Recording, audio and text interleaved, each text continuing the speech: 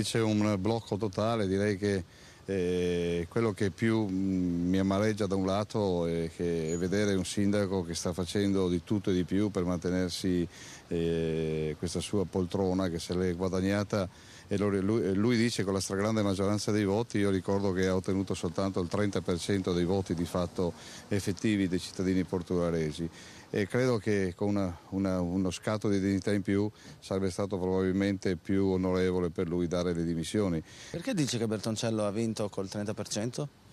Perché ha vinto ottenendo il 52% del 62% della gente che è andata a votare al secondo turno, quindi di fatto alla fin fine lui ha il 31% dei voti di portoghesi. Il dato vero, il dato effettivo, se uno legge i numeri, sta a dimostrare appunto che circa il 70%, poco meno, dei portoghesi non lo ha voluto, per cui ora questa situazione di terrorismo psicologico che lui sta creando nei confronti dei portoghesi è assolutamente esagerata e fuori luogo, e nello stesso tempo dimostra ancora di più quello che è il suo senso rispetto a quella che è l'amministrazione della città, ovvero gestire il potere e gestirsi quella che è la poltrona che non vuole mollare.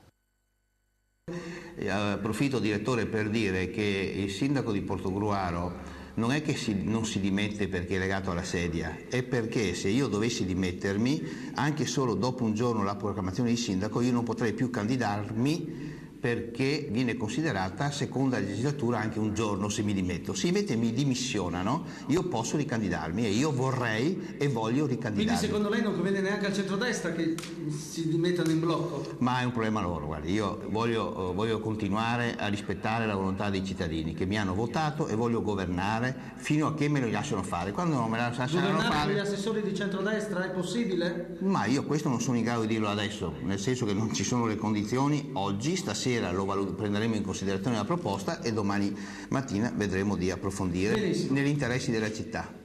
Molto esauriente questa chiacchierata con Antonio Bertoncello. La linea può tornare alla redazione.